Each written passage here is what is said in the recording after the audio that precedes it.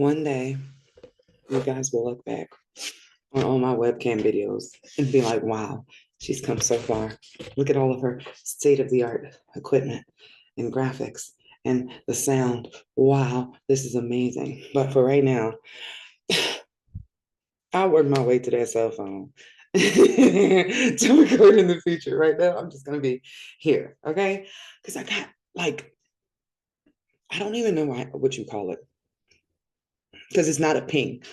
I call pings things like when I get a clue or when I get a message or when I just get to pay attention to what just went by me or whatever. Epiphany. Ooh, I like that. Also pay attention to like little random words that pop in your head. I don't know if this is just turn my thing up.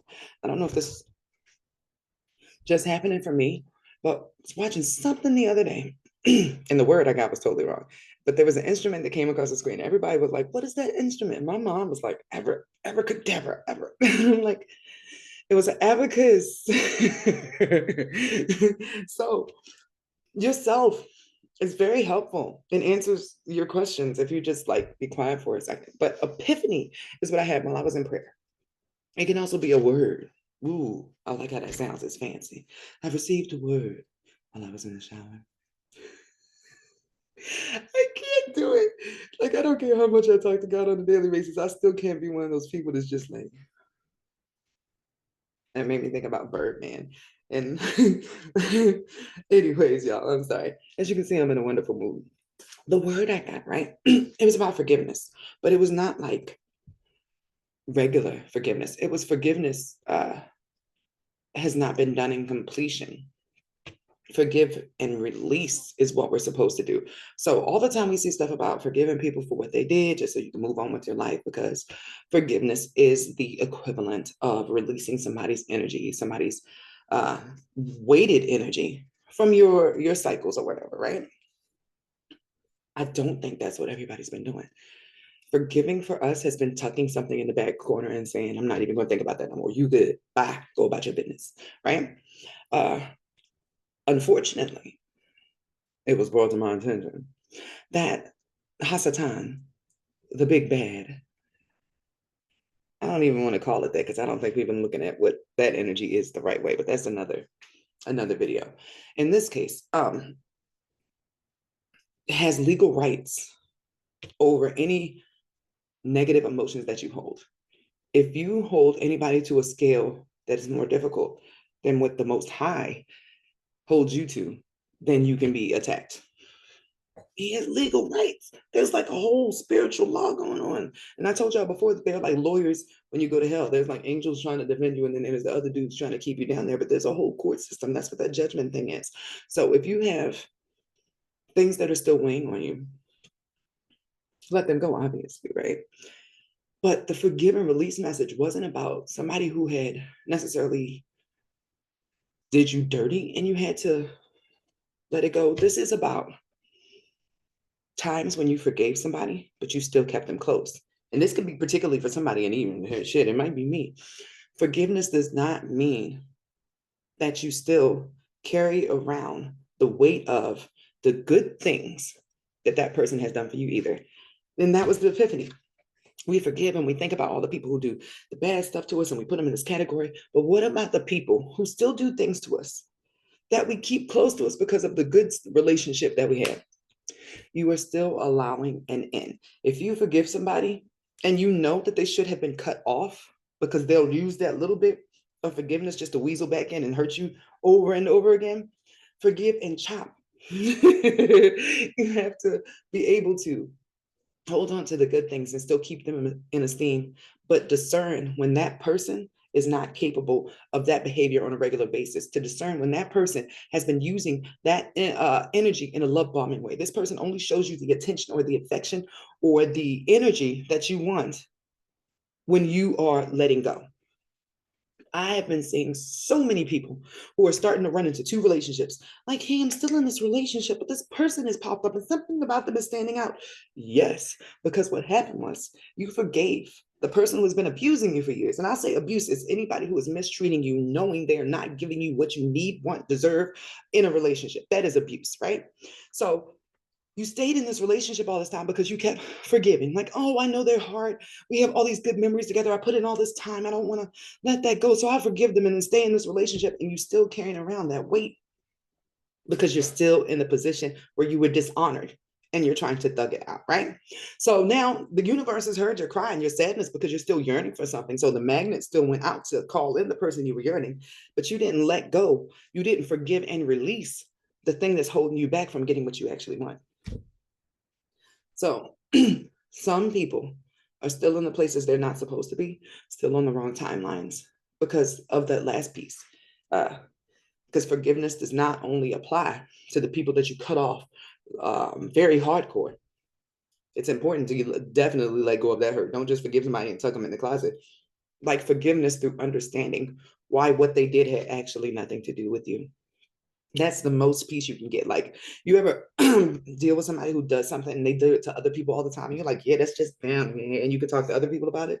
Don't talk bad about that person because that's their characteristics. That's who they are. That's what they have to deal with. Don't lower yourself to that level by talking about somebody who clearly has a problem. You know what I mean? So this forgiveness is the person that you still got to be around. It's your baby daddy. It's your actual daddy, your mama, the people who did something to you that still kind of mildly hurt you in between. Uh, there is a energetic agreement that happens with every interaction with people. Setting your own bar and your own boundaries for what you will and won't allow based upon your safety, your security, the sanctity of your energy and your connection with source. Because when somebody is messing with your faith and messing with your heart, they're messing with your connection with the Most High. Your heart is your center that directs the line. Like, don't cut my main line because you playing in my face, right? So, interesting story. And now I'm going to take off my glasses because that's how I lock in. I don't actually need them unless I'm staring at the computer for hours. But like guys, it just really, I think it's a mind thing. So the last time I had to deal with the spiritual attack in May, right? I was getting like visions, but it was like just the repressed stuff that was in me. And it wasn't repressed stuff from like enemies. It was from people that I knew, people that I still have to interact with and stuff. And I thought, like, how the hell am I going to go back to my regular life, knowing these things that I did not know ahead of time because they were blocked in my mind. So the forgiveness thing has levels. In this case, it was very heavy because I had to say, hey, so devil or whatever entity or dark being you are showing me these things because you want there to be hate in my heart. I will not carry this hate in my heart because it was not these people who necessarily did this to me. This is your influence, which is why you, of course, know about these memories in my Rolodex in the first place. You were saving these in your deck like cards for a moment to try to topple me over. I released those people from that. They have to live with those memories. I technically don't. They're not in my Rolodex, although there are things I have to deal with, like in my sexuality and all that sort of stuff that are repercussions of what happened to me. In my everyday life, I'm not sitting around like, you're going to get yours beat at all. I think that concept is a lot easier for most people to understand. Like, hey, you allowed something to use you to hurt me, but I don't have to carry that. Because that hurt is what is being used right now for the internal tax. Like any darkness, anything that Satan has the legal rights over is being compounded and risen like through your chakras right now, so that you'll lash out on other people. But this is happening to other people too, so that they'll lash out. This is chaos energy coming in because he has a small window to do what he needs to do to see who is worthy of the kingdom of heaven. It's like they have to do TSA security check before anybody can go back up home. And that includes getting rid of a lot of the energies that are weighing down the planet and keeping us from rising to the vibration of love.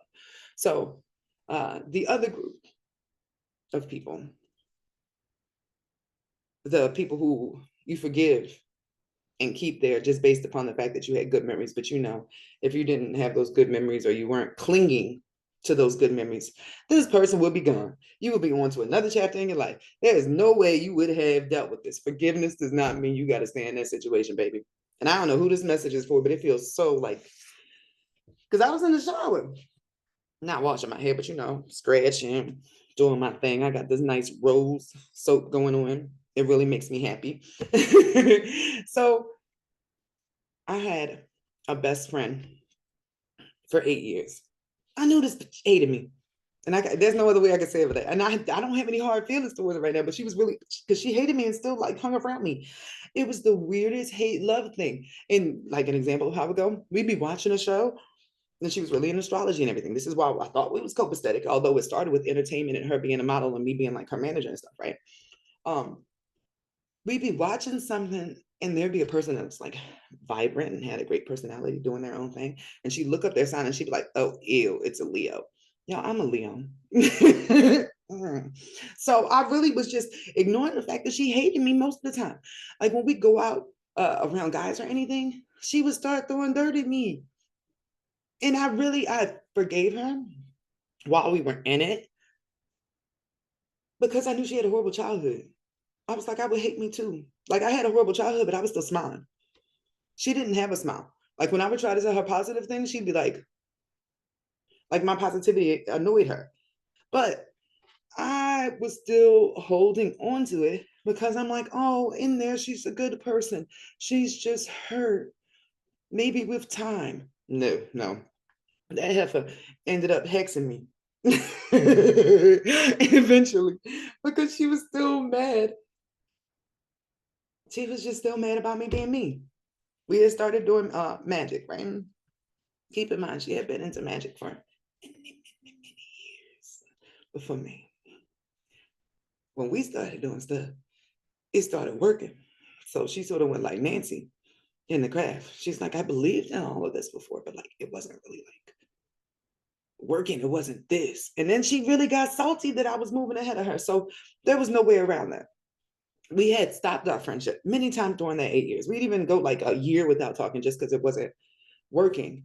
But doing that, forgive, and then you what's the word? You ruminate on the good memories. Like, oh, that was my big. Yeah, she had issues. We should try to work it out again. That when you forgive and you don't release or you don't understand why you're forgiving or what the spiritual significance to it was, which is you clearing your energy or keeping that person out of your energy is you keep the loop going. That person can send you a message telepathically, like, oh, we need to hang out, or whatever the case may be. Then the next thing you know, you're in a situation that you knew you should have let go because you left the space for it to grow back because you did not, I don't want to say cut the cord, but it is sort of cut the cord. Forgive and release. I forgive and let you go with love. Just because you have done good things for me, or we have good memories together, or we were once in love, does not mean that we are meant to continue doing that in the future. We might not even have a relationship in the future because that's what is supposed to happen. Or we're going to have to find new terms and conditions for who we're going to be going forward. I'm in a situation now. Y'all, as far as I'm concerned, I've been divorced for like 7 years. Like, we haven't even had sex in years. This is not a relationship. We're co-parenting. It's not giving. I even like he's not officially talking to people, but it's to that point where we're having conversations like, so we just need to go ahead and sign the papers, and he needs to let us sign the papers because that was the issue beforehand. He was thinking hey, we could just be separated and we don't have to sign these papers or anything because I think he couldn't do the release. I've been pretty about it for a couple of years, but something about getting divorced makes him feel like he doesn't know if he'll ever no, he won't ever get married again. So therefore, he's trying not to do the divorce. He wants what his grandparents had, which is like 50 years, even if you had to break up and see other people and do other stuff in between. And that's not the story I want for myself. I don't want to redo somebody else's story because it was nostalgically what was held in my head as the pedestal that all relationships should have been held on. Grandma was probably miserable. Like she just sucked it up because that's what she was told at the time. She wasn't told about forgive and release. She was told you forgive and then you pack that shit up and you just keep moving and work on love. which could be beautiful for some people where your love and stuff is not taken for granted. So please use your discernment and your intuition. But you know when you're supposed to be releasing somebody. I don't think it's the person necessarily that you fear releasing. It's the idea of the relationship that you were going to have and everything you put into it that you fear releasing. Understand that this world energetically works like a recycling bin. Let it go. It'll be repurposed and sent back. You lose nothing. You only lose time when you hold on to something that you know, it ain't it. So yeah, send me energy on my situation because that definitely needs to dissolve. I wasn't pushing it before because of that lack of release thing. Just like, oh, well, he's been kind. He's my best friend since like we were 14. Yeah. So I've known you over 20 years now. But baby, is that an excuse for me to put the rest of my life on hold and run into what everybody else has been running into? I see, no, there's a couple people who did what they were supposed to do during the right timeline, and they have completely new partners. One lady even has a baby. Like she came to me originally about reading about a husband that she was about to divorce, and she wasn't sure. Shorty has a whole new husband and baby now. It's only been 2 years. Another lady, she was in a bad situation about 6 months later, new guy. Now she's engaged and she lives with him. It can't happen. I even had one of my favorite clients. I've been working with her for a year now, right? And she was in a situation she was not willing to forgive and release, right? Because the guy was still baiting her. And that's the word. When somebody is trying to show you that they'll have new behavior, I'll do better. Like, look, I know you've been complaining about this, but as soon as you leave, then suddenly they want to make it better when you've been complaining about this behavior or whatever for years, right? That's baiting. That's when somebody's trying to keep you from releasing. She finally had no choice but to let it go. Here we are, approaching the 90-day mark when she randomly met a guy and he's like, pew, pew, pew, pew. That's me checking off boxes. And I went and looked at the charts and I was like, well, look at that. There's a king and a queen asteroid in every chart. His north node, which is the compass he has been heading to his whole life, the direction that gets him out of hell cycles, is right next to her king marker. This is the man that she's been waiting for. And if she had held on to that other guy, she would have never seen this guy, would have never wrote him nothing. You miss other opportunities when you don't release, and it sends you back around a cycle to learn the lesson for why you should let stuff go. So today's unexpected message is about letting go in peace. And that's not only letting go of the bad stuff that held you back, because that's obvious, right? But letting go of the times that you hold on to something because there were good times. You can miss out on a whole lifetime of good times thinking about the 1 or 2 times this person showed up and did right. Like that's not equivalent at all, baby. I don't think that's what you wanted for yourself when you came to this planet and agreed to have an amazing mission. Whatever stuff you had to weigh out in the first 18 years, because that's when your karmic cycles are first played out. And if you stay in your karmic cycles, it goes around for another 18-year loop. Nobody came here to suffer the whole time. You might have started off that way, but that's why they're a rags to riches story. You started off with the karma that you left the planet with less time, but it doesn't have to be that when you leave it. And this can be in any department. This can be in love. You started off with no love, and by the end, you can end up with like a family of 12, a whole community. There are so many possibilities when you don't close the door on hope. In my case, I think my lack of releasing started messing up my hope. When you're little and like you have no obligations or no contracts or anything, you're like, I'm gonna do this, get that, my husband's gonna do this. There's hope because you're still manifesting. There's room for it to come. The world is your oyster. Being in a relationship that's not a relationship, but it still feels stagnant and you're just stuck in it because like people are afraid to let go. It makes you lose your hope. Like, damn, I'm hopeless about love because this is all I've seen. And this started feeling like this is all I could get. But like, hold on, there was a whole lineup. Somebody asked me on a date, y'all. And this is like recently. I just had to say, somebody asked me on a date. And I'm like, because I don't go anywhere. It came from through my phone. I was trying to force myself to deal with this spiritual hubby thing because I'm still like, Like, dude he's real. He exists. He is a human, but the human has never showed up. So I'm like, I gotta get over this. I gotta get my shit together. You cannot be smitten or in love with somebody's astral body if they don't show up. That's not normal behavior. So trying to like force myself to be attracted to anybody else or to like anybody else, because besides that, it's just been like, so like a hot Arab dude went by my phone. And I was like, hold on, we working with something here. But it's really not, because the dude that I'm like, he's usually Arabic. He's black in this life, but if you was around him, I'm pretty sure you could still notice he has like a lot of Muslim-like behavior. He still gives you that energy. Y'all know there's a certain energy with Arabic men, and they carry themselves and they got to look. They just, yeah, they repurposed it in black. But anyways, I was looking at these Arabic dudes like, okay, we doing something. It was giving the mummy vibes, right? Next thing I know, completely separate day. I ordered something on DoorDash, and this dude named Mahad, I don't know, but he looked just like the dudes that I was in, like on my little app trying to figure out, like, what do I even like? What do I even want? Like, I was very caught off guard by the energy that popped up, which I now see it was astrologically planned that I would start recognizing him at this time. But there are so many blank spots and things that I don't know about myself, because I gave up hope on having anything else in my life, because I was still holding space for somebody else to be worthy of me. That is my message for you guys today. Don't feel guilty because you have to do what's best for yourself. You can still wish somebody love, and that ends up being so much more for them than you guys both staying in a situation or situationship where nobody's growing, nobody's thriving, and people are losing hope.